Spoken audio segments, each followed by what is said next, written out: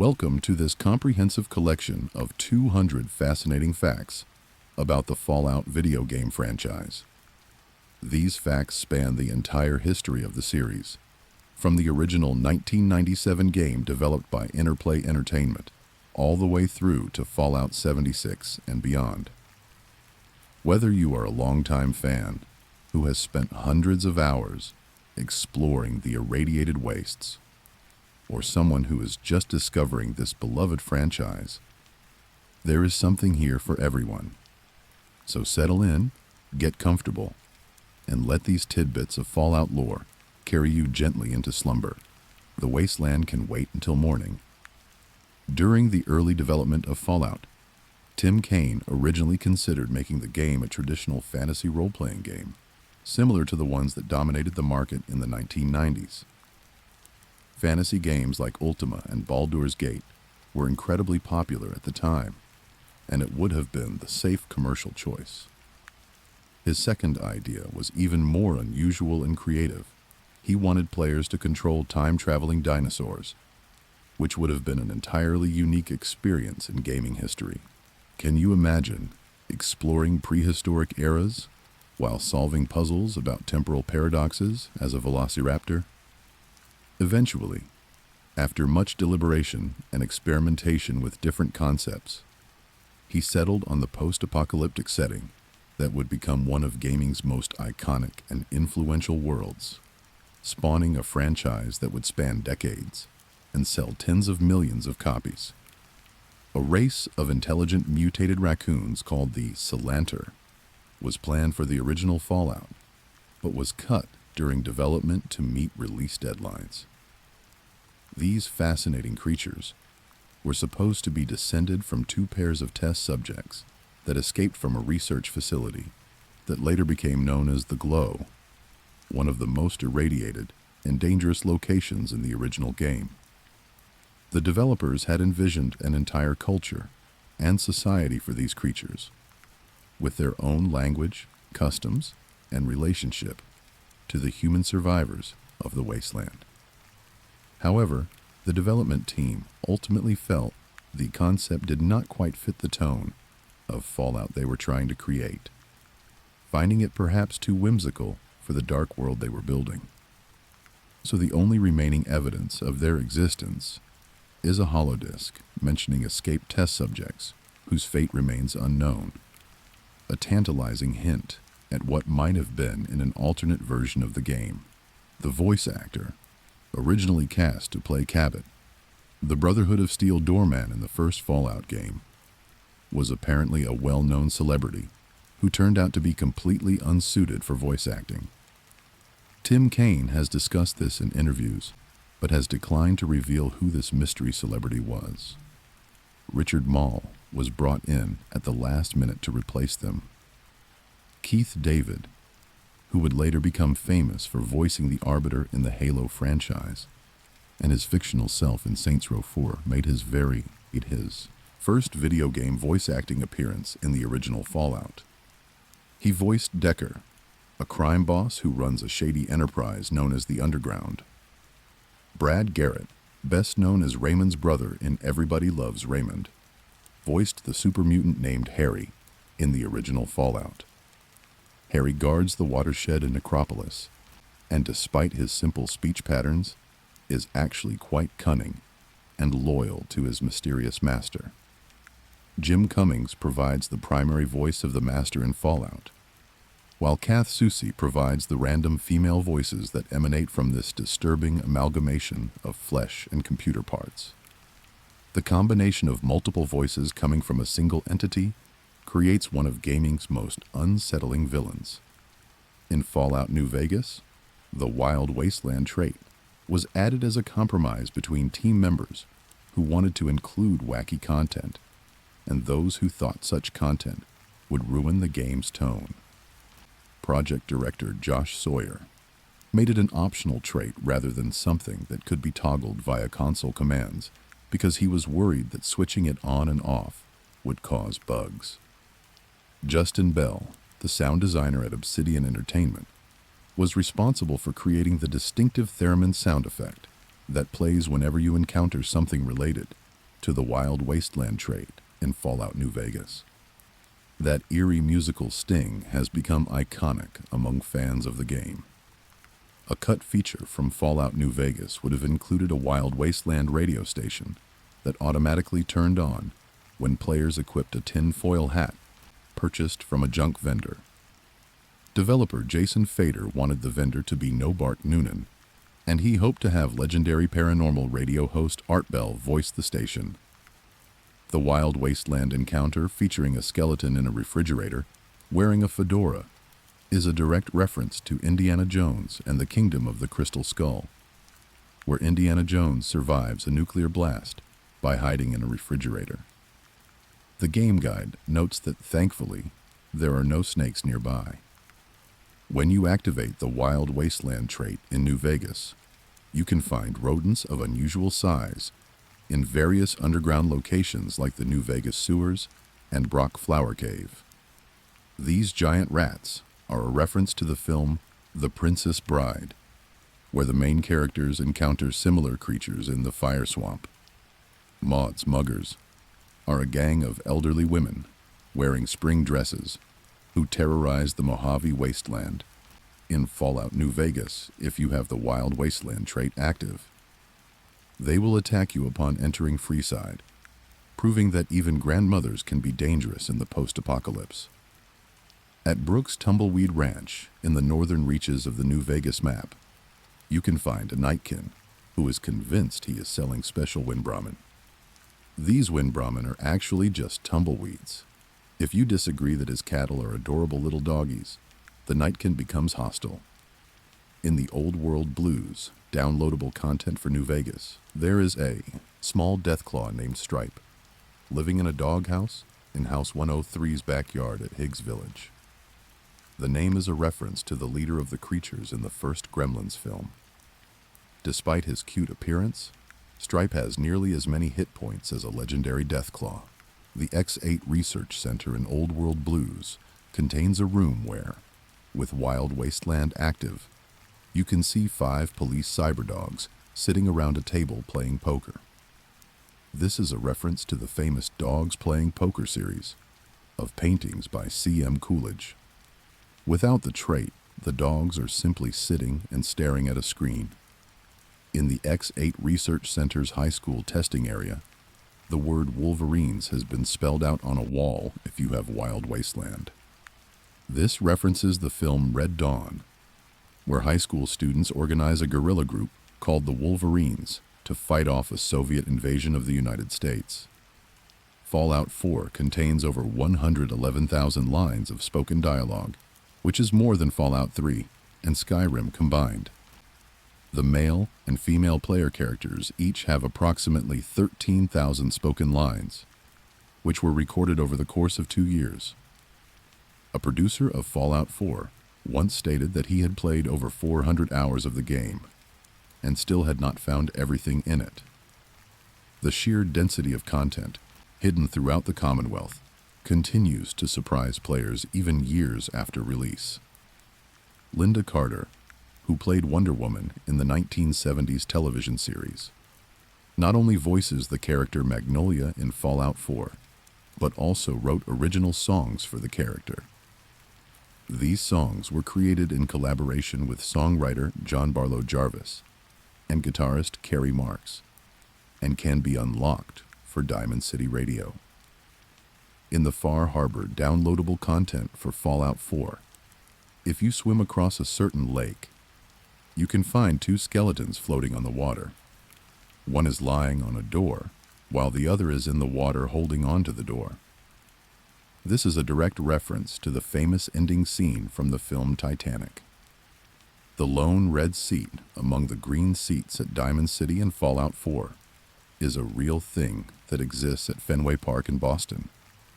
It commemorates the spot where Ted Williams hit the longest home run in the stadium's history, measuring 502 feet. Bethesda faithfully recreated this detail. If you travel to Diamond City on Christmas Day according to the in-game calendar, you will find the city decorated with festive Christmas lights and trees. The same applies to Halloween on October 31st, when the city gets spooky decorations. Most players never see these seasonal changes. There is a secret room in Fallout 4 that can only be accessed through console commands. If you type COC Kiasmoke, you will be teleported to a room containing every weapon, armor piece, and item in the game. This room was likely used by developers and quality assurance testers during development. Somewhere in the Commonwealth of Fallout 4, there is a Stonehenge-like structure made entirely from old cars. Fans have nicknamed it Carehenge. Since most vehicles in the Wasteland are completely useless due to nuclear damage, creative survivors apparently decided to repurpose them as art. In a warehouse located in Cambridge, in Fallout 4, known as the Plumber's Secret, you can find loot stuck to the ceiling held in place by plungers. Simply shooting the plungers will cause all the loot to fall down. This is one of the game's more creative hiding spots. The Crazy Cat Cabin in Fallout 4 is located southeast of Walden Pond. Inside lives a hermit surrounded by over a dozen cats. The hermit sells cat meat and cat outfits.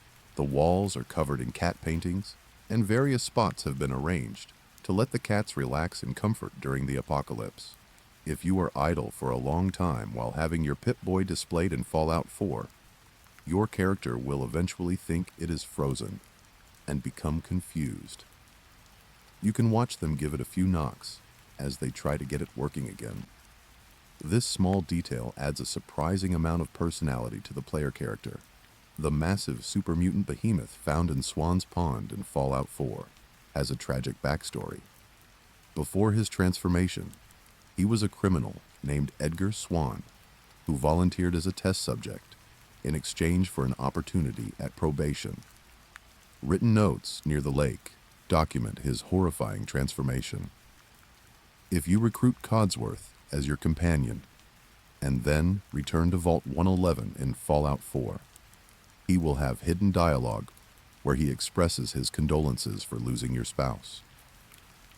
Many players never think to bring him back to the place where the tragedy occurred. The map's southern border in Fallout 4 does not actually limit your exploration. You can continue traveling south beyond where the map ends to reach the glowing sea. The area is heavily irradiated, so you will want to bring plenty of Rad-X, Radaway, or wear power armor. In Fallout 4, someone on the development team clearly loves teddy bears. Throughout the Wasteland, you will find teddy bears placed in weird and often hilarious positions, including teddy bears reading newspapers on toilets, teddy bears having surgery on other teddy bears, and teddy bears at crime scenes. The General Atomics Galleria in Fallout 4 contains an unmarked location called Handy Eats, a diner where all the staff are robots and all the customers are skeletons. You can help get the Galleria back on its feet, but be warned that the director robot is suspected of eliminating the last human supervisor. Captain Zhao's Chinese submarine in Fallout 4 is one of the only pieces of evidence of life outside America in the entire Fallout universe.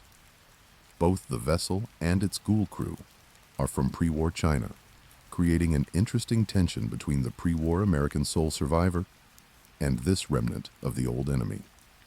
Using the 2076 World Series baseball bat in Fallout 4, there is a small chance that each strike will send your enemy flying backward into the air for a combat home run.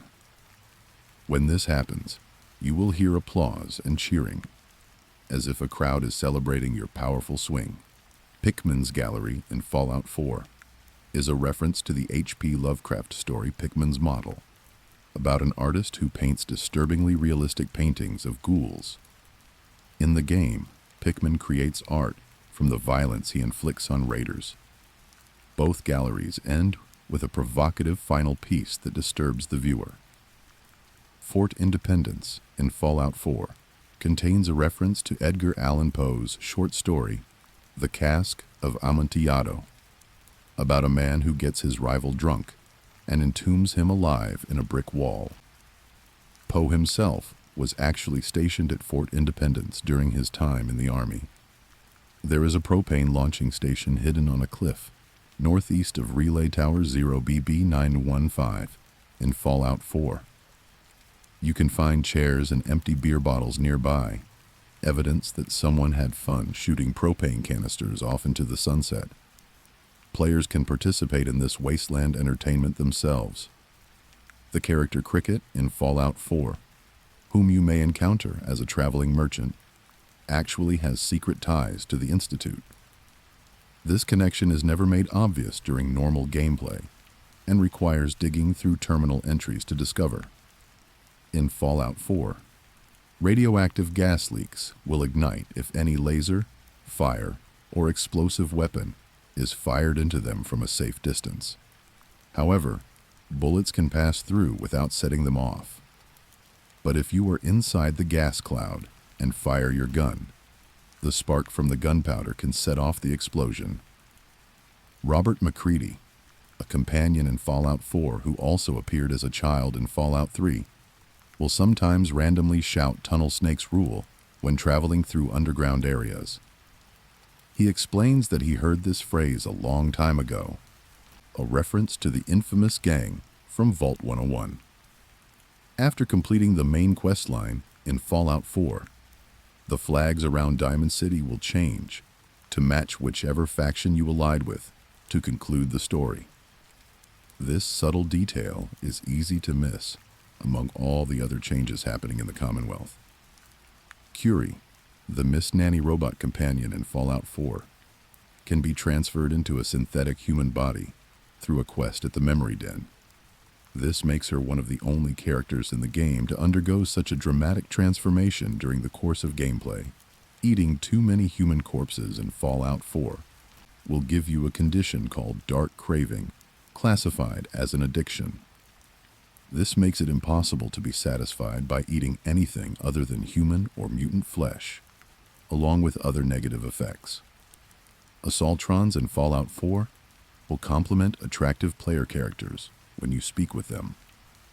The game actually checks your character's appearance statistics, and the robots respond accordingly, proving that even killer machines can appreciate good looks. East City Downs in Fallout 4 is an oval racetrack, where you will hear commentary similar to what you would expect at a horse race. But there are no horses here. Instead, the race features robots running around the track, a grim form of post-apocalyptic entertainment. Despite being a synth without normal biological needs, Paladin Dance in Fallout 4 suffers from lack of sleep and headaches. Reading information from Night Captain Cade's terminal reveals that these symptoms are purely psychological, suggesting synths may be more human than even they realize. Vault 95 in Fallout 4 was designed to house recovering drug addicts and help them overcome their addictions. However, Vault Tech intentionally placed a hidden cache of chems inside the vault. When these were discovered, chaos ensued. The Vault Tech representatives were killed, and most inhabitants overdosed. The Conquered Speakeasy in Fallout 4 contains a deeply disturbing scene involving mannequins.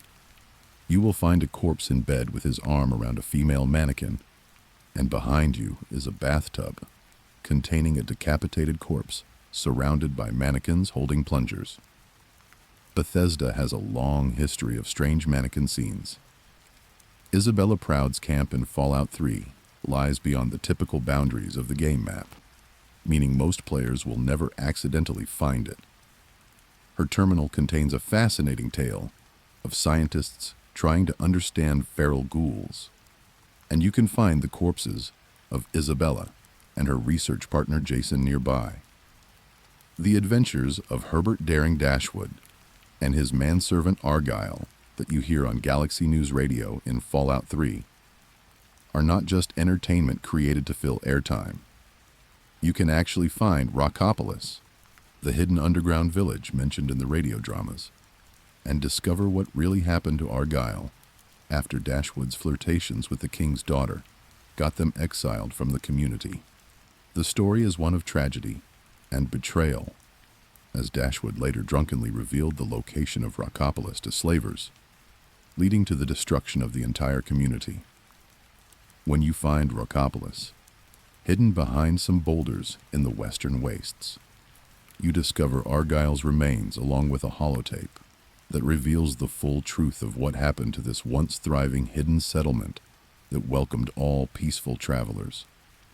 In Fallout 3, there is a hidden watchman standing guard on the outer wall of Megaton, who can only be found by using the no-clip cheat to pass through walls and fly beyond the normal boundaries of the game. This mysterious figure was placed there deliberately by the developers at Bethesda, who knew that PC players would eventually discover console commands and go exploring outside the intended play area. When you manage to find this hidden NPC and talk to him, he actually has unique dialogue, where he expresses surprise and asks how you managed to find him, breaking the fourth wall in a subtle and amusing way that rewards the most dedicated explorers.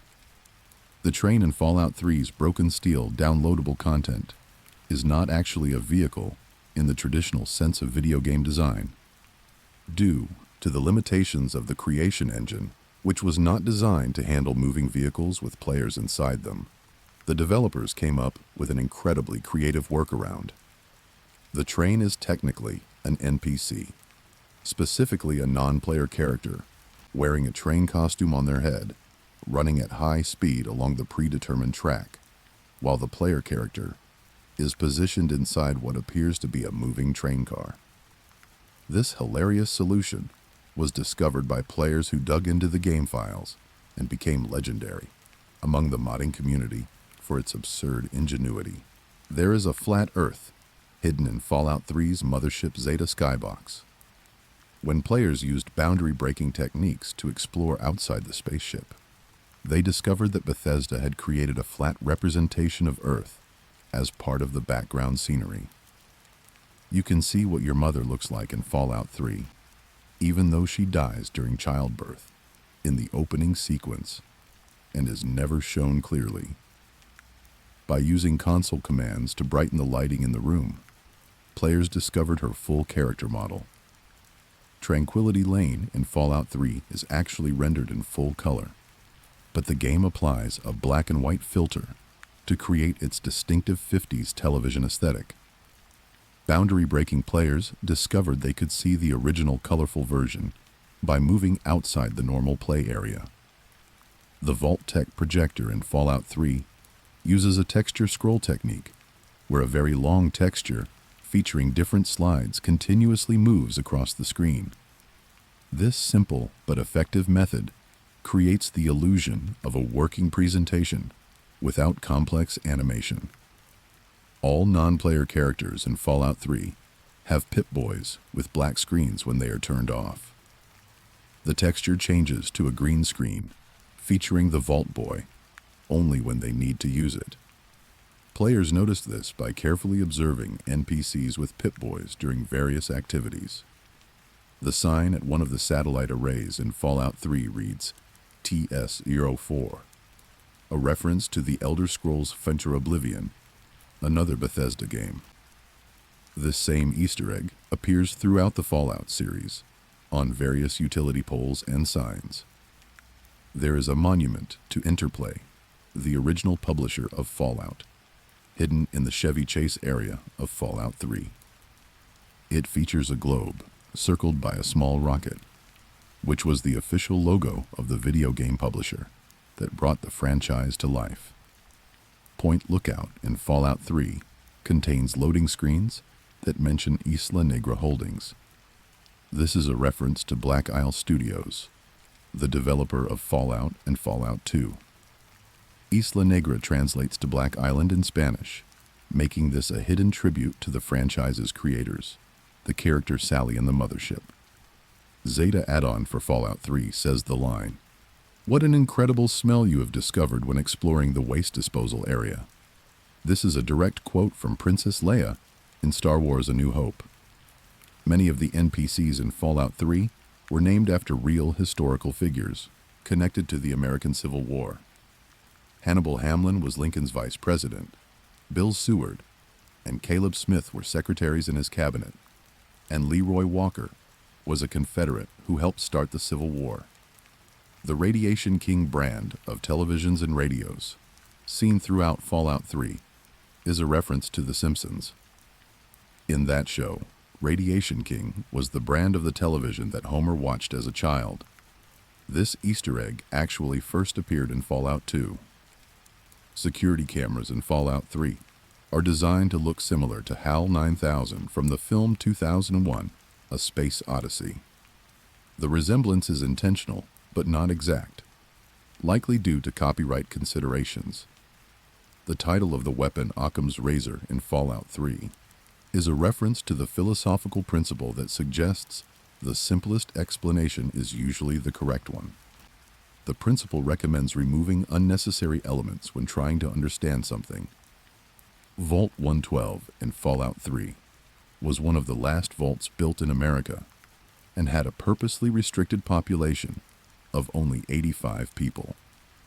Its creator, Dr. Stanislaus Brown, trapped these inhabitants in a virtual reality simulation where he could torture them for centuries. In Fallout 76, bobby pins weigh 0.1 pounds each, which is 60 times more than they weigh in real life. This seemingly small detail caused significant controversy among players who felt the excessive weight of these common items was unrealistic. Bethesda correctly warned customers to expect spectacular bugs at the launch of Fallout 76.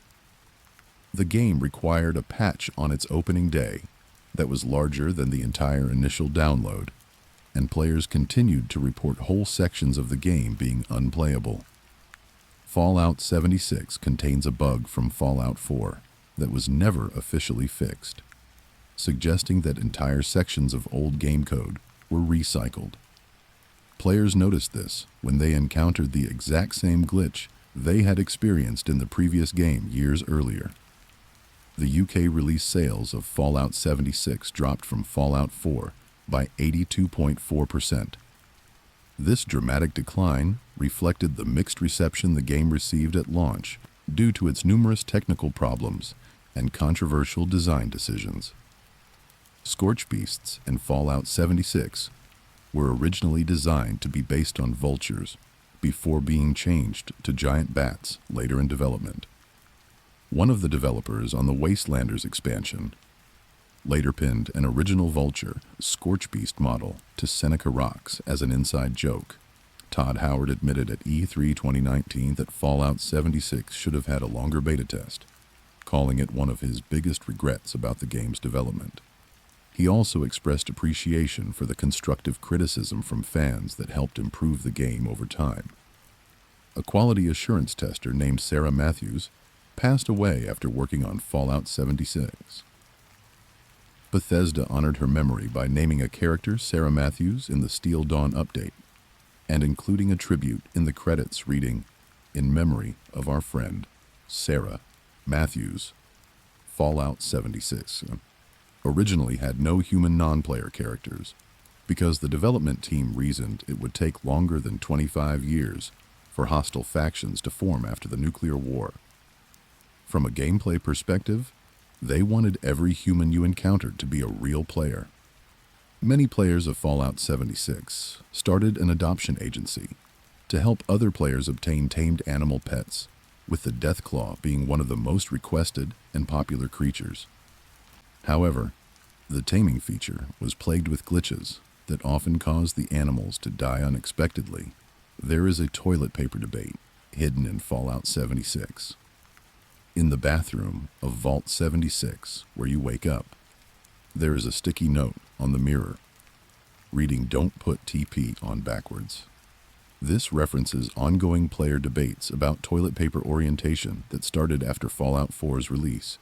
The celebration music that plays when you reach the first checkpoint in Fallout 76's Vault 76 is actually taken from Fallout Shelter, Bethesda's mobile game. This small connection links the spin-off games in an unexpected way. Fallout New Vegas was originally pitched to Bethesda as Fallout Sin City. reflecting the game's focus on themes of greed and excess. The history of Las Vegas and its connections to organized crime served as major inspiration for the narrative.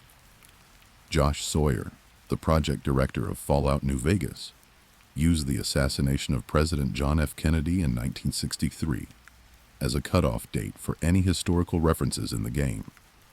This helped maintain consistency with the Fallout universe's divergence from real history. According to an interview with Obsidian CEO Fergus Urquhart, there were plans to let players choose to play as a human, a ghoul, or a super mutant in Fallout New Vegas. This idea was scrapped due to technical challenges with armor and weapons on different body types.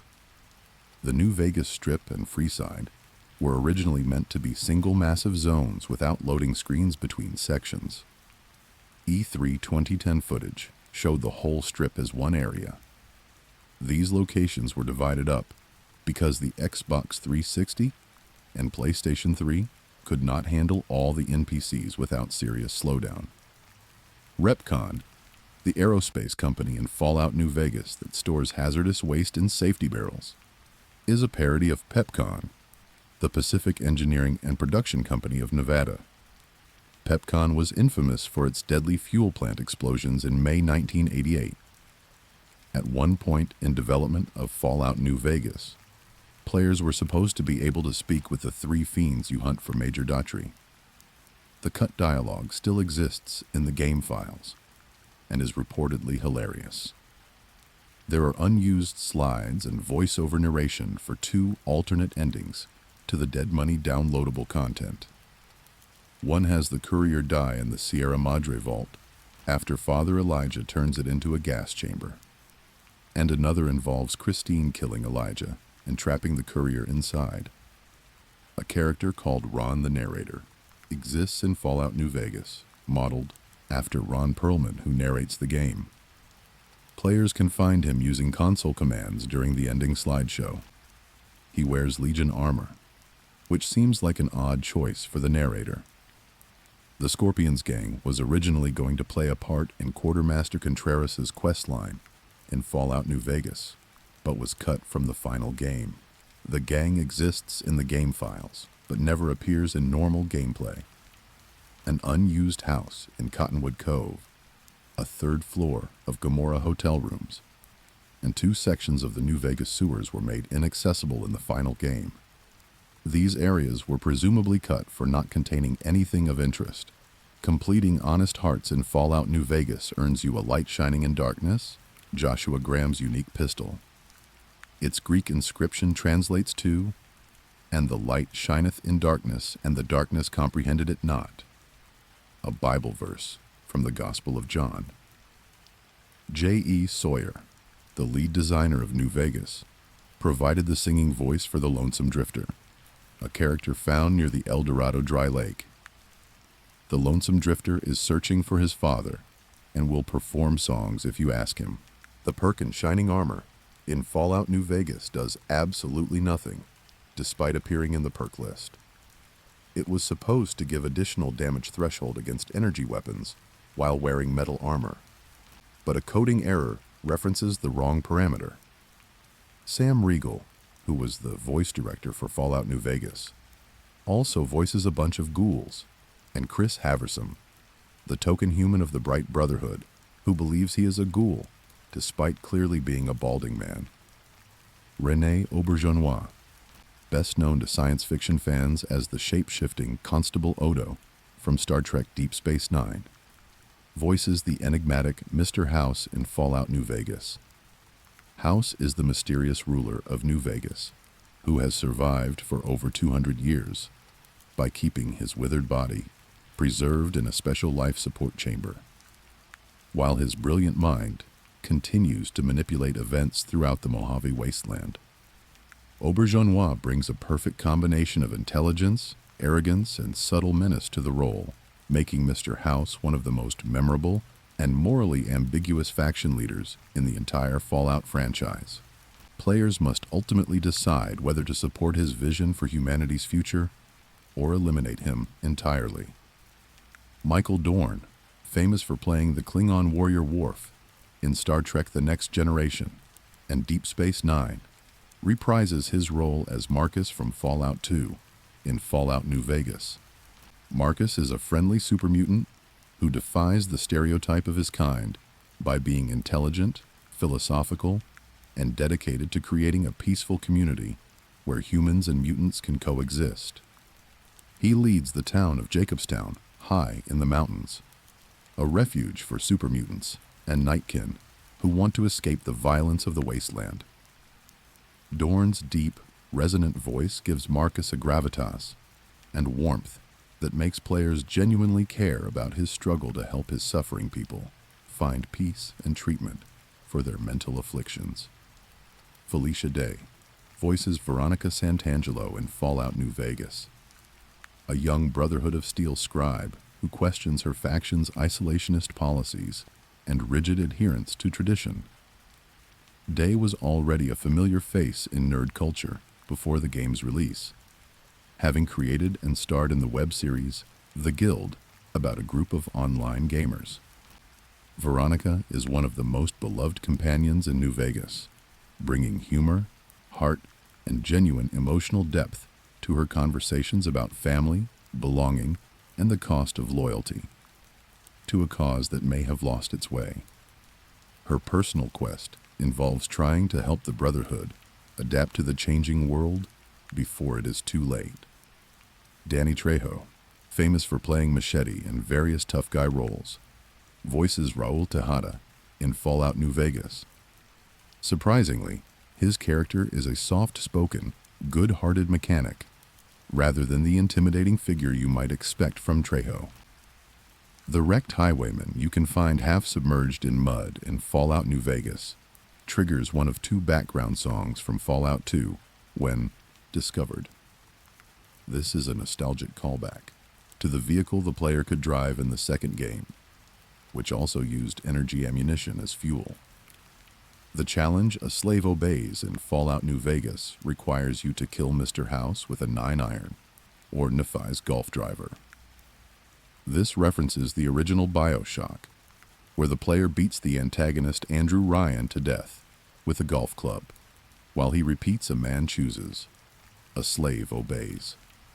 If the player nukes both the NCR and Caesar's Legion at the end of Lonesome Road while having Wild Wasteland active, the ending slide will quote Charlton Heston and show a picture representing the ending scene from the original Planet of the Apes.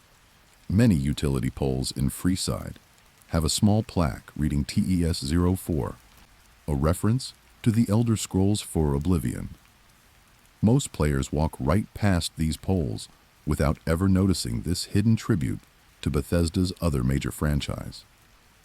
The Lucky .357 revolver can be found in a safe at the Bison Steve Hotel early in Fallout New Vegas.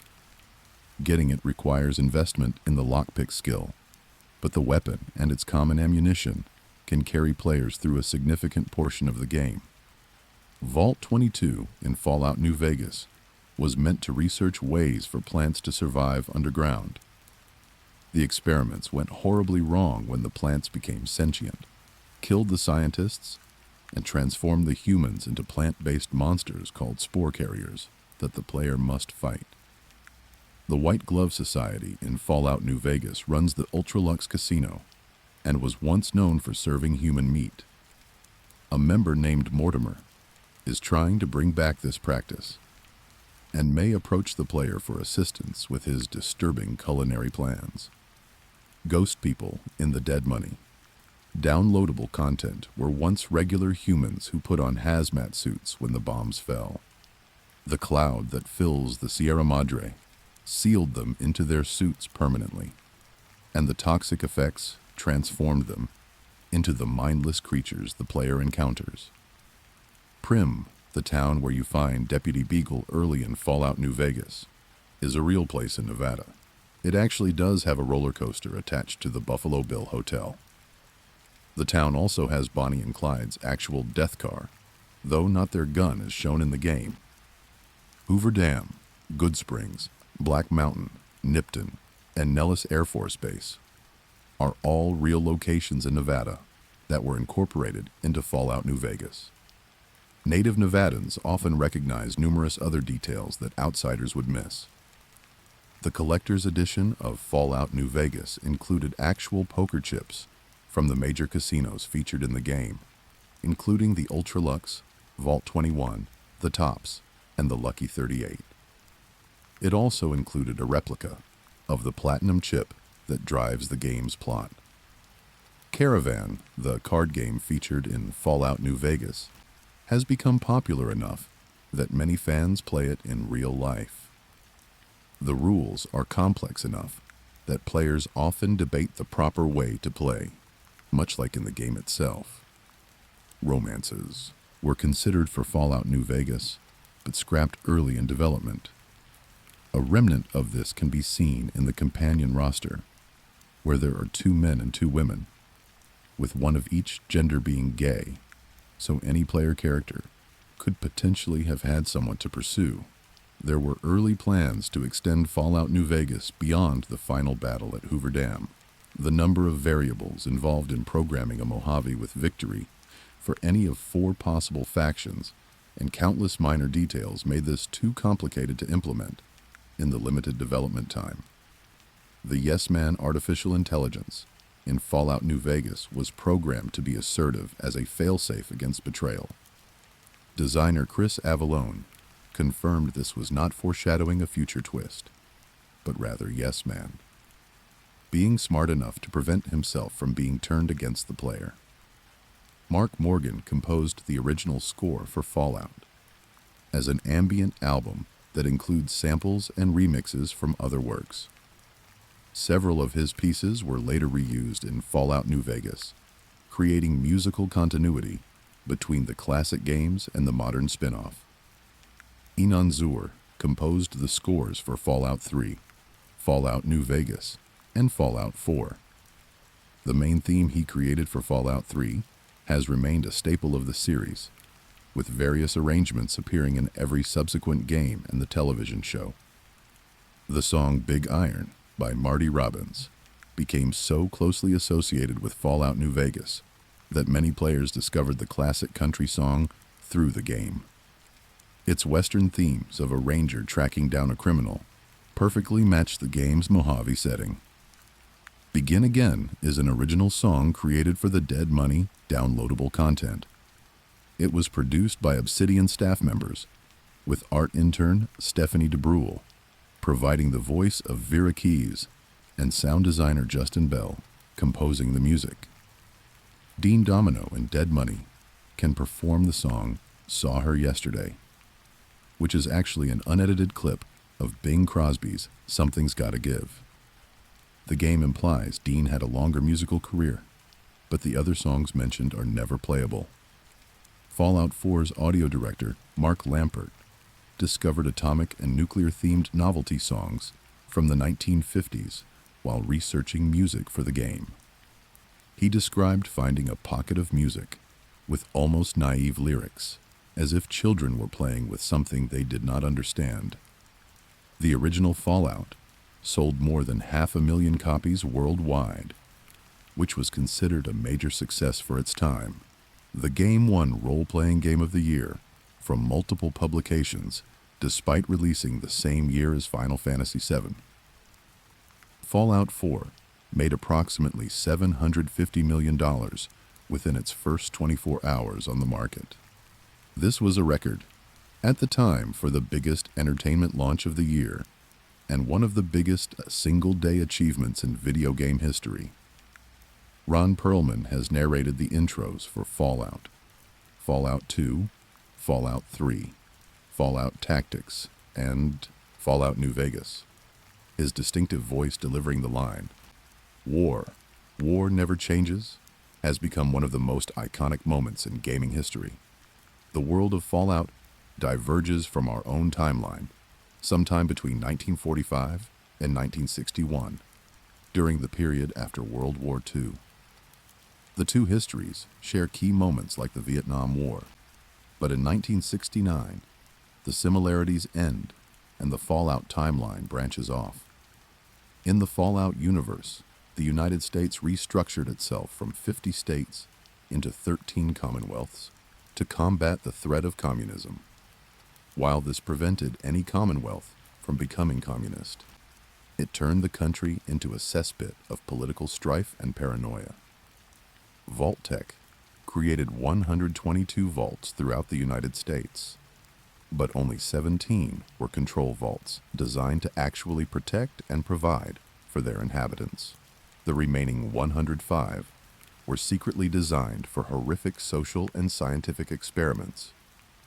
Vault 11 in Fallout New Vegas required inhabitants to sacrifice one person every year, or everyone would be killed. The truth was that if they ever refused to sacrifice someone, they would have been congratulated, and the vault door would have opened. Only 5 people survived to learn this. Vault 108 was stocked with inadequate entertainment and abundant weapons, leading to chaos among its inhabitants. Scientists began cloning a man named Gary repeatedly, but every clone developed violent tendencies. The vault is now filled with hostile Gary clones who can only say their own name. Vault 92 was advertised as a haven for musicians to preserve their art. In reality, Vault-Tec used low-frequency noise to experiment with mind control and implanting suggestions. The musicians eventually succumbed to violent side effects and destroyed the vault from within. Vault 111 in Fallout 4 was designed to study the long-term effects of cryogenic stasis. The inhabitants were told they were being decontaminated when they entered the pods. The player character wakes up over 200 years later to discover their spouse murdered and their child kidnapped. Vault 77 contained only one man and a crate of puppets. After more than a year of isolation, he began treating the puppets as real people and slowly descended into madness. A holodisc found with his jumpsuit tells whoever finds it to burn that thing immediately. Vault 29 was planned to only accept children under 15 years old, with their parents being sent to different vaults. This experiment intentionally broke up families forever. The vault is primarily known from the canceled Fallout 3 project, codenamed Van Buren. Vault 34 was overstocked with weapons and ammunition. The inevitable conflict that erupted caused a reactor meltdown, turning most survivors into ghouls. The Boomers faction in Fallout New Vegas are descendants of the few residents who escaped before the worst of the disaster. Vault 12 in the original Fallout was designed to never properly seal its door, studying the effects of radiation on the population. The radiation leaked into the vault and turned many inhabitants into ghouls. The ghoul city of Necropolis was founded by these survivors. The Garden of Eden Creation Kit, or GEC, is a terraforming device that can create thriving communities out of post-apocalyptic wasteland. Finding one drives the plot of Fallout 2, where the player must save their village from drought using this miraculous technology. The Forced Evolutionary Virus, commonly called FEV, is responsible for creating supermutants, centaurs, and various other creatures in the Fallout universe. It was developed before the war as a potential super soldier serum, but had devastating unintended consequences. The Master in the original Fallout was once a human named Richard Gray, who fell into a vat of FEV at the Mariposa military base. Over the decades, he merged with the base's computer systems and other absorbed bodies, becoming a horrifying consciousness that sought to transform all humanity. The Enclave are the remnants of the pre-war United States government, who retreated to secure facilities before the bombs fell. They consider themselves the only legitimate continuation of America, and view everyone who stayed on the surface as contaminated and expendable.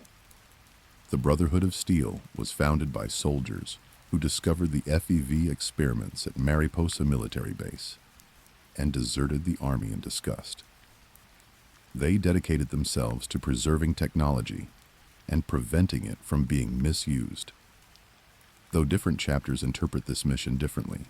The New California Republic in Fallout New Vegas grew from the small settlement of Shady Sands that players could visit in the original Fallout.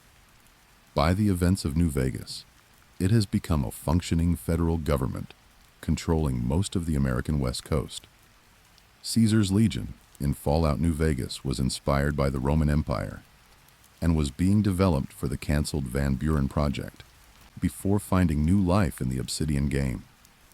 Their leader, Edward Sallow, adopted the name Caesar after reading historical texts about Rome. The Institute in Fallout 4 evolved from the Massachusetts Institute of Technology, using pre-war knowledge to develop advanced synthetic humans called synths. The morality of creating beings that may or may not be truly conscious drives much of the game's philosophical conflict. Synths in Fallout 4 come in 3 generations. First and second generation synths are clearly robotic, but third generation synths are virtually indistinguishable from humans. All third generation synths were created using cells derived from the DNA of one person, making them essentially genetic siblings. Railroad in Fallout 4 is an underground organization dedicated to freeing synths and giving them new identities.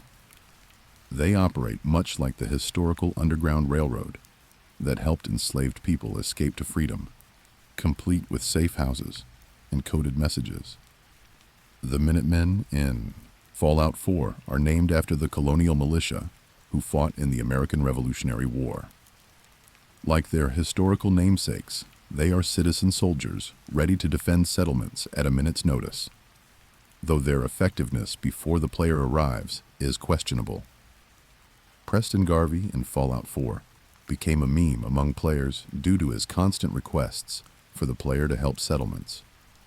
The game's Radiant Quest system would generate an endless supply of settlement defense missions, leading to jokes about Preston interrupting players at the worst possible moments. Deacon in Fallout 4 claims to have had facial surgery to become a woman for several months. He drops this revelation in a brief line of dialogue that can be easily missed, and he never elaborates on why or provides any follow-up details. Nick Valentine in Fallout 4 is a prototype synth who retains the memories and personality of a pre-war detective.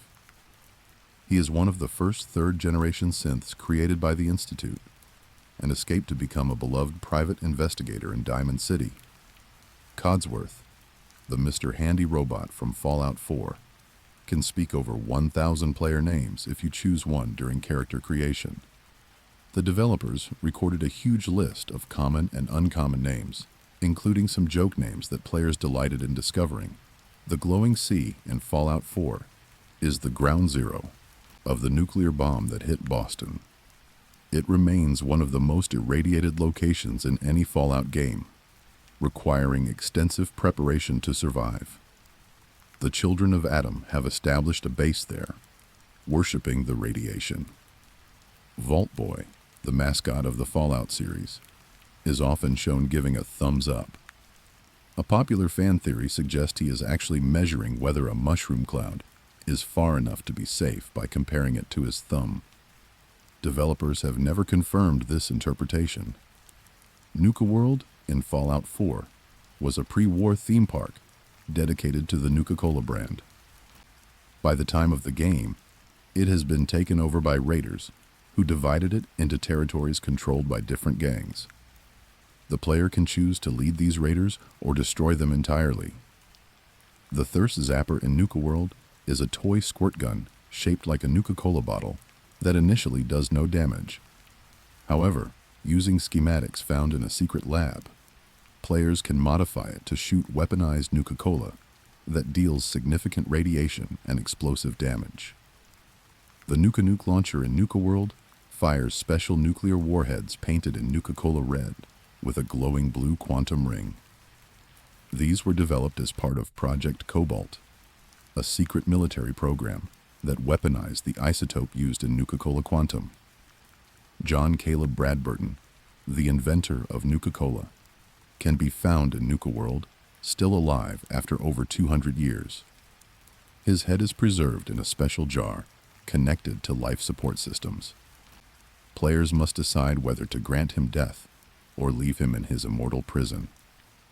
The recipe for Nuka-Cola consists of carbonated water, caramel color, aspartame, phosphoric acid, potassium benzoate, natural flavors, citric acid, and caffeine.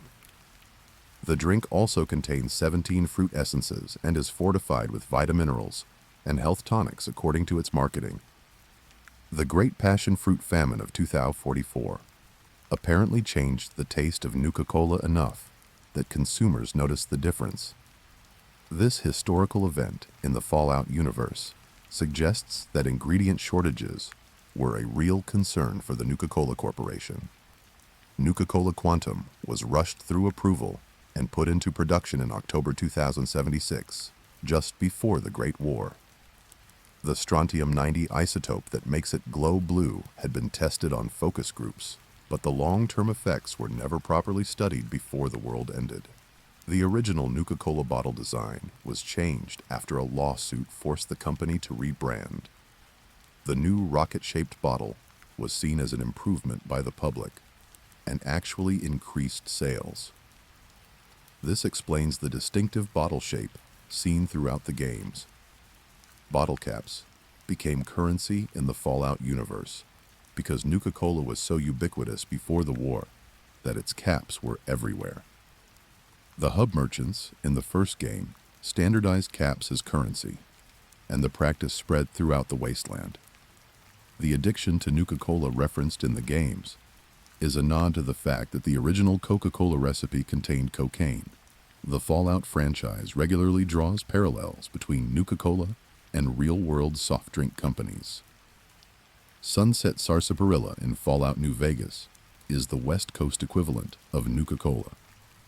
Its star bottle caps are part of a promotional contest where collecting enough stars supposedly wins a fabulous prize. The truth behind this prize is considerably darker than expected.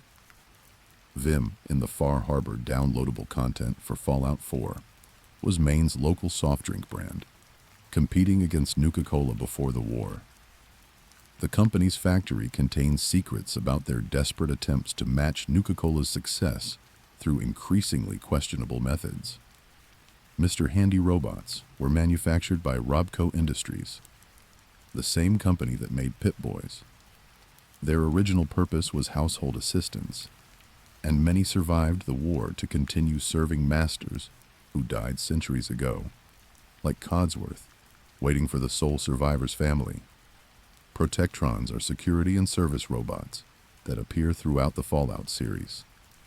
They can often be found frozen in charging pods, and players can hack terminals to reprogram them, to fight for them, or simply observe as they patrol on pre-programmed routes. Liberty Prime is a massive pre-war robot designed to fight communist China. Standing 40 feet tall and armed with nuclear weapons, it was never deployed before the war due to power supply issues. The Brotherhood of Steel finally activates it in Fallout 3. Assaultrons are deadly combat robots that can sprint at high speeds and fire devastating head lasers. They were designed by Robco for military use and are among the most dangerous robotic enemies in Fallout 4. Sentry bots are heavy combat robots bristling with weapons and armor. When damaged, they can enter a nuclear meltdown state that causes them to explode. Smart players learn to disable their combat inhibitors from a distance to avoid being caught in the blast. Robo-brains are robots that use preserved human brains as their central processing units. The brains were often taken from criminals or psychiatric patients, and the process left many robo-brains unstable or outright insane. The iBots floating throughout the Wasteland were originally designed for surveillance and propaganda. They broadcast government messages and patriotic music. In Fallout 3, players can find EDE, a modified iBot that becomes a companion, Ghouls in the Fallout universe are humans who survived massive radiation exposure, but suffered severe physical mutation. Some retain their sanity and can live for centuries, while others become feral and lose all traces of their humanity. Feral ghouls were one of the best innovations Bethesda made when transitioning Fallout to 3 dimensions. These mindless, aggressive creatures that rush at players in packs added a horror element that was difficult to achieve in the original isometric games. Some ghouls, called glowing ones, have absorbed so much radiation that they emit a constant green glow. They can release radiation bursts that heal other ghouls and harm living humans, making them particularly dangerous when encountered with groups of ferals. Harold is a ghoul who appears in multiple Fallout games. A tree named Bob began growing from his head, and by Fallout 3, the tree has grown so large that Harold is immobilized. Players must decide whether to kill him, leave him suffering, or help him spread his seeds. Super mutants were created when humans were exposed to the forced evolutionary virus, a pre-war biological weapon designed to create super soldiers capable of surviving in any environment. The transformation is horrifically painful and not always successful, with many test subjects dying or becoming mindless monsters during the process. The Master, in the original Fallout, believed super mutants represented the next evolutionary step for humanity, immune to radiation and disease, united in purpose. He called them his children and sought to forcibly transform all remaining humans into his kind. However, most super mutants created by other sources throughout the series are far less intelligent and more aggressive than the Master's carefully selected and treated converts. Super mutants are biologically sterile due to the forced evolutionary virus, fundamentally restructuring their genetic material during transformation. This biological limitation means they cannot reproduce naturally through childbirth and must constantly capture new humans to expose to FEV and create more of their kind. This necessity drives much of their aggressive raiding behavior across the Wasteland, as they need a steady supply of human captives to maintain and grow their population. The tragedy of the super mutants is that they are a dying race by design, capable of great strength and longevity, but unable to create a next generation without perpetuating the cycle of kidnapping and forced transformation that created them. Nightkin are elite super mutants who served as the Master's spies and assassins during his attempt to forcibly evolve humanity in the first Fallout game. Their extensive and prolonged use of stealth boys, the personal cloaking devices manufactured by Robco, has driven most of them severely insane over the decades since the Master's defeat. They hear voices, suffer from paranoid delusions, develop split personalities, and exhibit unpredictable violent behavior. In Fallout New Vegas, Dr. Henry at Jacobstown is working desperately to find a cure for their condition, using the player's help to research alternatives to stealth boy use. The Nightkins serve as a tragic reminder that even the most powerful soldiers can be destroyed by the tools they rely upon. Centaurs in the Fallout series are horrifying creatures created when multiple humans, dogs, cats, and other creatures were thrown into FEV vats together. The resulting abominations shamble around on multiple limbs and spit radioactive material at enemies.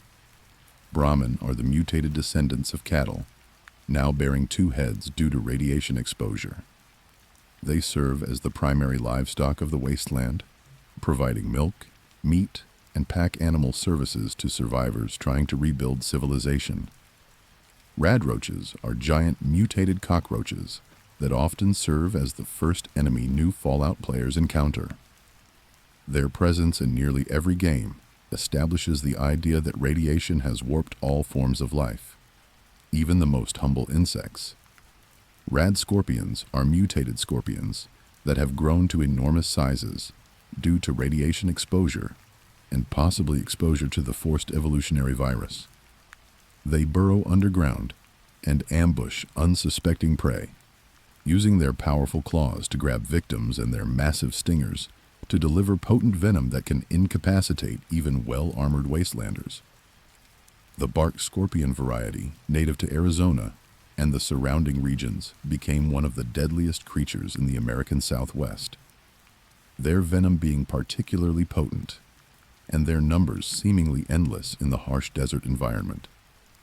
Experienced travelers learn to watch for signs of freshly disturbed earth and to listen for the distinctive clicking of their claws before the creatures burst from the ground. Mirelurks are mutated crustaceans that nest near bodies of water throughout the eastern United States, having evolved from pre-war horseshoe crabs, lobsters, and other aquatic creatures. Different varieties present different threats to wasteland explorers. The crab-like standard mirelurk uses its hard shell to deflect attacks from the front, requiring players to aim for its face or flank it to deal effective damage. The lobster-like hunter variant is faster and more aggressive, closing distance quickly with its powerful legs. And the terrifying mirelurk queen can devastate entire settlements with her ability to summon swarms of hatchlings and spit corrosive acid across great distances.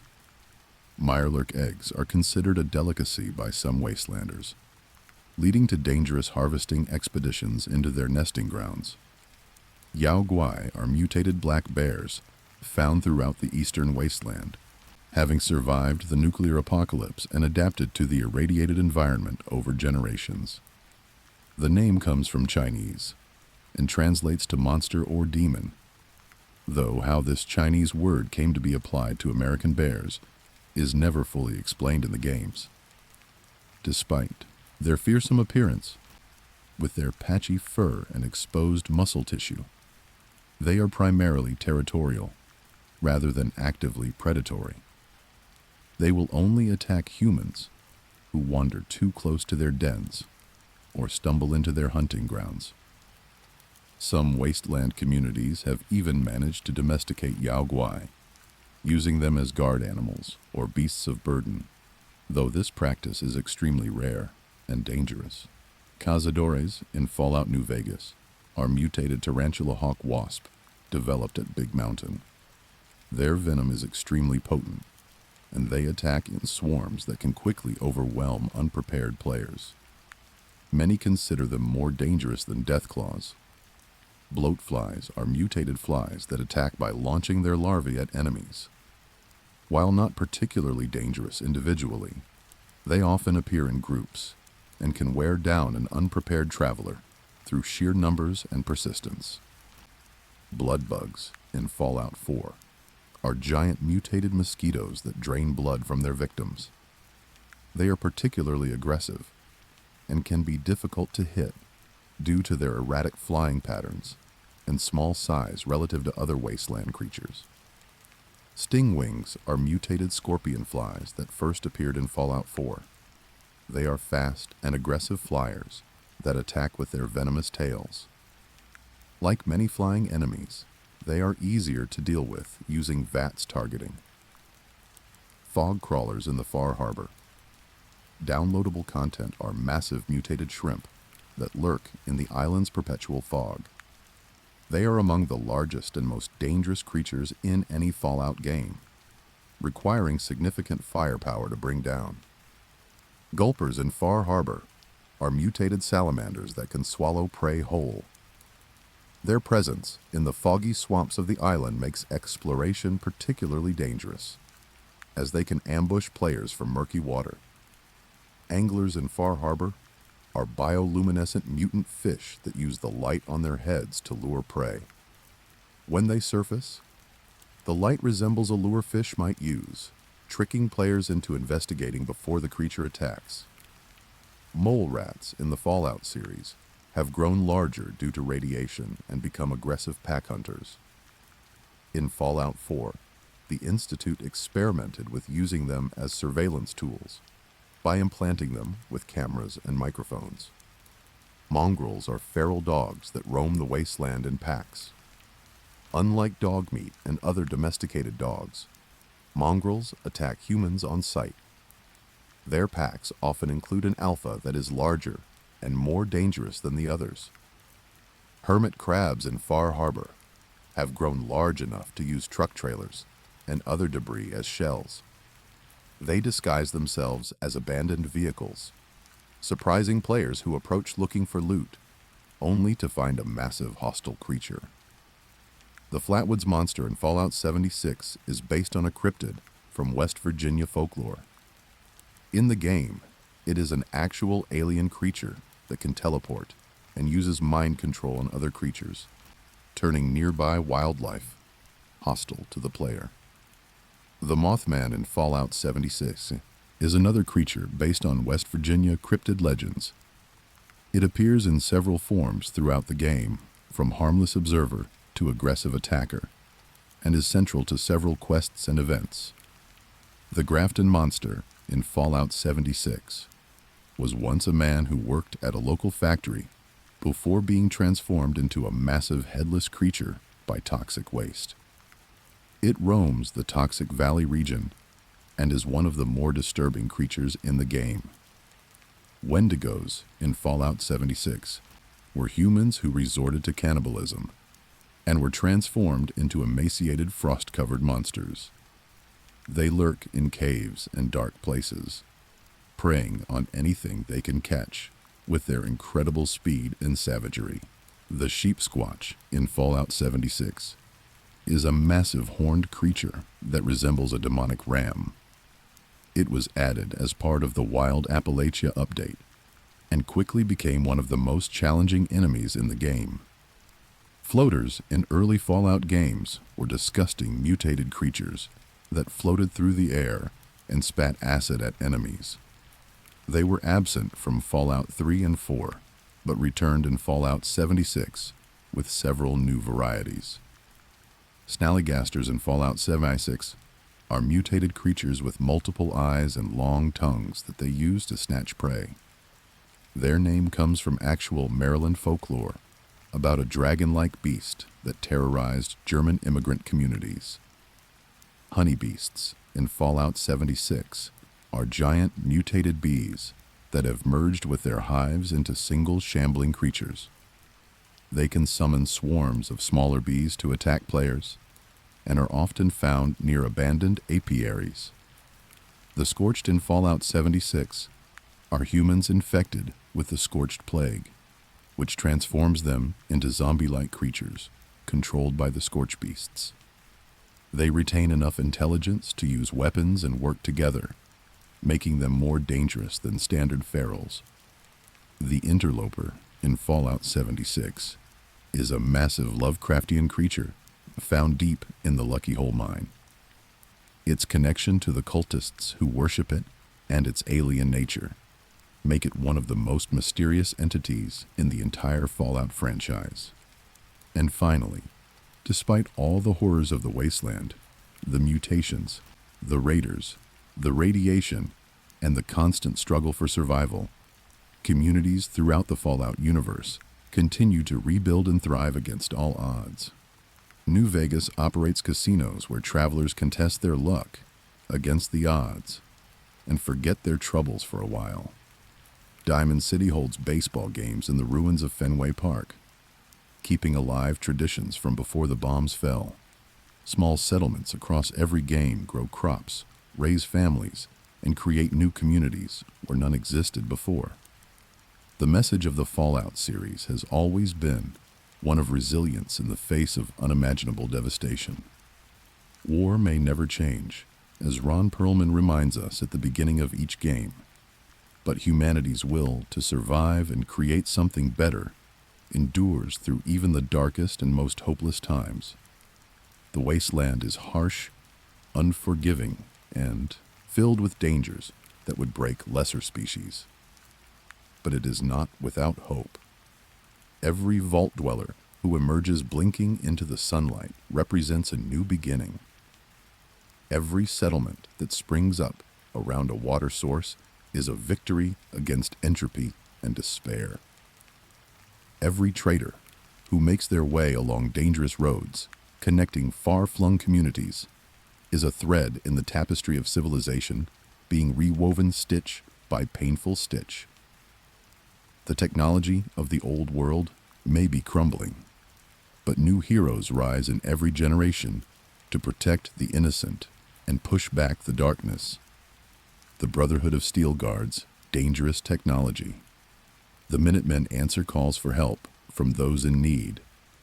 The NCR built something resembling a functioning government. Even the most unlikely heroes, be they courier or vault dweller or sole survivor, can change the course of history through their choices. So as you drift off to sleep tonight, perhaps dreaming of the Mojave Desert or the Commonwealth or the forests of Appalachia, remember that the Wasteland is a place of possibilities as much as dangers. Tomorrow you might wake to explore new locations, meet new companions, and write new stories in the endless sandbox of post-apocalyptic America.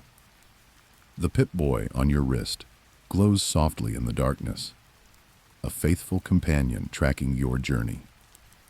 The radio crackles with music from before the war, reminding you of a world that once was and might one day be again. Somewhere out there, a settlement needs your help. But that can wait until morning. Good night, Wastelander. Sleep well and dream of bottle caps and power armor, of loyal companions and hard-won victories. The Wasteland will be waiting when you wake, full of mysteries to uncover and adventures to be had. Until then, rest easy knowing that even in the darkest timeline, there are always people fighting to make things better. War never changes, but people do, and that makes all the difference. Sweet dreams.